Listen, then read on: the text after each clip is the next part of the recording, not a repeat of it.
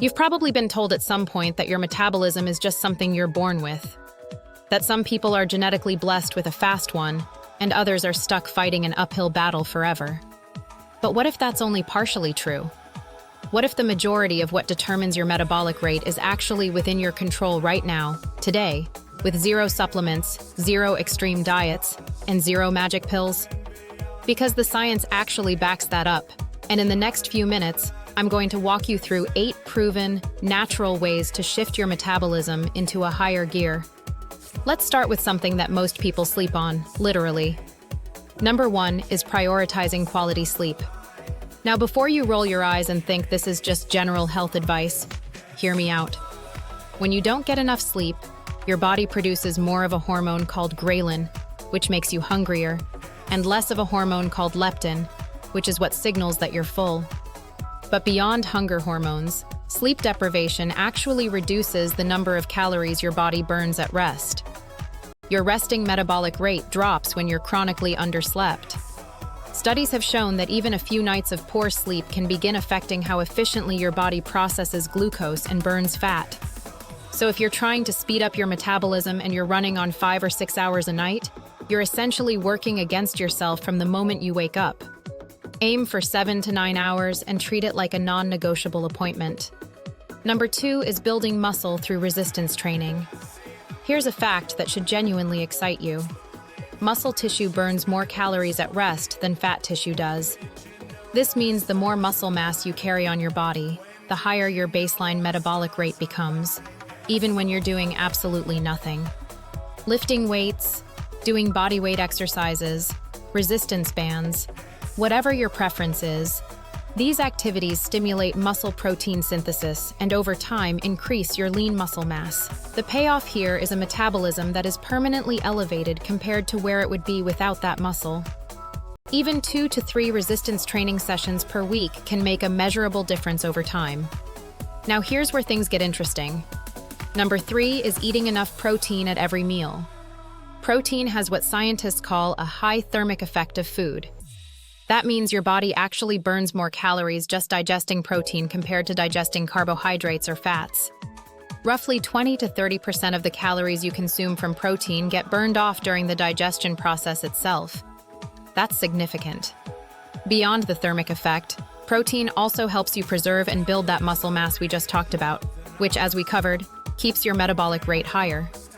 So hitting your protein targets isn't just about fitness aesthetics. It's a direct metabolic lever you can pull every single day. Number 4 is drinking cold water and staying consistently hydrated. Your body needs water to process calories, and even mild dehydration can slow your metabolism down noticeably. Research suggests that drinking water temporarily boosts your metabolic rate for up to an hour or more after consumption.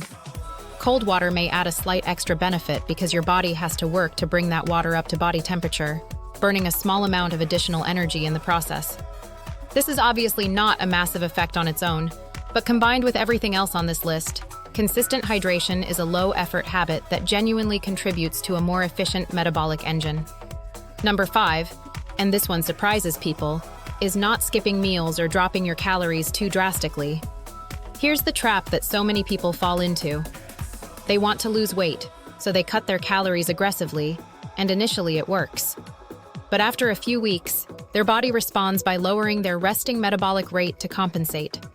This is your body's built-in survival mechanism, and it's incredibly effective at working against your goals.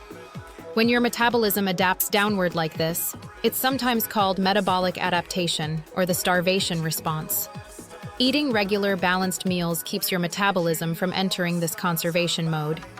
You want to be in a modest calorie deficit if weight loss is your goal, not a severe one that sends alarm signals through your entire system.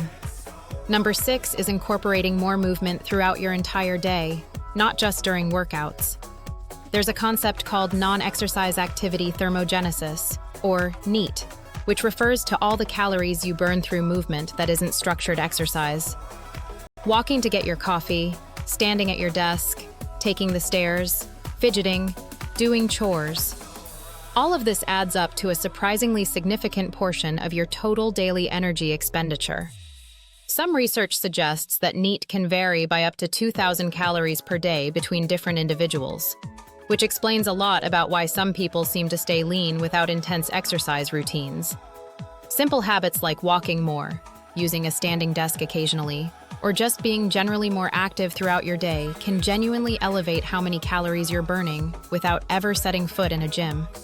Number 7 is getting sunlight and managing your stress levels. These two are connected in a way that directly impacts your metabolism. Chronic stress causes your body to release cortisol continuously, and elevated cortisol over time signals your body to store fat, particularly around the midsection, and can suppress thyroid function, which is one of the primary regulators of your metabolic rate. Your thyroid essentially acts as your metabolism's thermostat, and when it's suppressed, everything slows down. Sunlight plays a role here too because it helps regulate your circadian rhythm, which in turn influences hormone production, including the ones that regulate your metabolism. Morning sunlight exposure in particular is associated with better hormonal balance and improved metabolic function. So managing stress through exercise, mindfulness, proper rest, and spending time outdoors isn't just about mental health. It has direct, measurable metabolic consequences. Number 8 is using temperature to your advantage through what's sometimes called thermogenic activation. Your body burns calories to maintain its core temperature, and exposing yourself to cold environments can trigger a process where your body activates something called brown adipose tissue, or brown fat. Unlike regular white fat, which stores energy, brown fat actually burns energy to generate heat.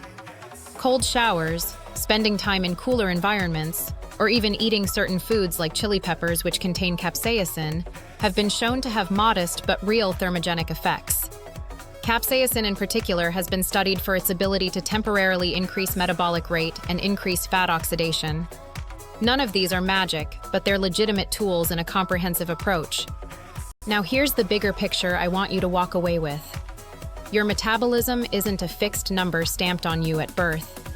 It's a dynamic, responsive system that reacts to how you live, how you sleep, how you eat, how you move, and how you manage stress.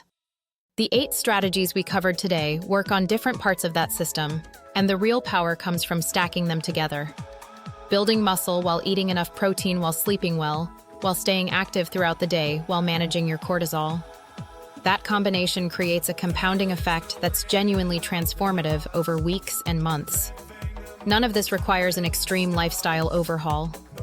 You don't need a personal trainer, an expensive supplement stack, or a complicated meal plan. What you need is consistency with the fundamentals, and the fundamentals are what actually move the needle long term. The people who seem to have effortlessly fast metabolisms are usually just consistently doing most of these things without even thinking about it. If you found this valuable, share it with someone who's been frustrated with their metabolism, because chances are they're unknowingly doing things that are working against them. And if you want to go deeper into any of these topics, I've covered several of them in more detail in other videos on this channel. The link to the one on building muscle for metabolic health is going to be right up here. Subscribe if you haven't already, because we put out new content every week on exactly this kind of practical, science-backed health information. I'll see you in the next one.